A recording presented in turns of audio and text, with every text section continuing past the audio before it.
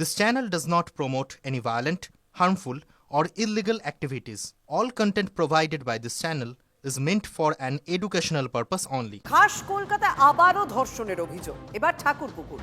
ধর্ষণের অভিযোগে তরুণীর বন্ধু সহ 3 জনকে গ্রেপ্তার করা হয়েছে। বিস্তারিত জানাবেন আমাদের প্রতিনিধি সুজয় সঙ্গে রয়েছেন। সুজয়, কি অভিযোগ? দেখো, বছর 22-এর ওই তরুণীর অভিযোগ যে শনিবার রাতে তিনি বন্ধুর ঠাকুরপুকুরের বাড়িতে গিয়েছিলেন। যে সময় তিনি যান সে সময় বন্ধু একাই ছিল।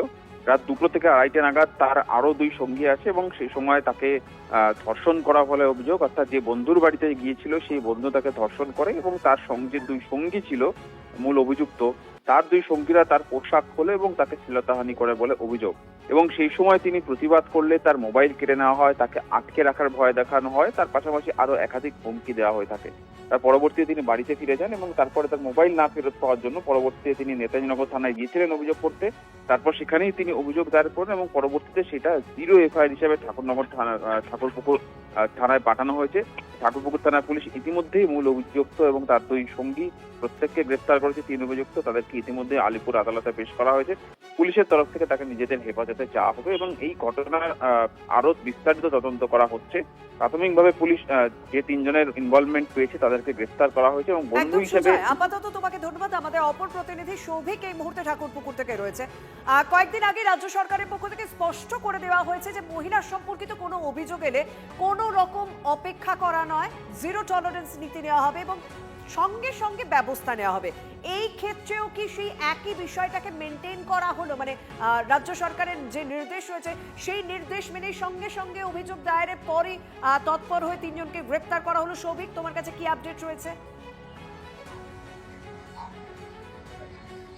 একদমই তাই। দেখো, এই ক্ষেত্রেও কিন্তু যেমনটা সরকারের তরফ থেকে বলা হয়েছিল ধর্ষণ বা শ্লীলতাহানির কেসে কোনো রকম সহ্য করা হবে না, 0 টলারেন্স, এবং ঠিক সেই মতোই কিন্তু ঠাকুরপুকুর থানার তরফ থেকে একই পদক্ষেপ নেওয়া হলো। 3 জনকে যেমনটা সুজয় জানাচ্ছিল অ্যারেস্ট করা হলো। তোমাকে জানিয়ে রাখি, এই যে ঘরটা এখন দেখানো হচ্ছে এটাই হচ্ছে টিঙ্কুর ঘর, মূল অভিযুক্ত। এবং যেমনটা সূত্র মারফত জানা যাচ্ছে এই মহিলা কিন্তু টিঙ্কুর পূর্ব পরিচিত এবং এই ঘর থেকে টিঙ্কুকে অ্যারেস্ট করে নিয়ে যাওয়া হয় এবং টিঙ্কু সহ আরো 2 জনের নাম উঠে আসে।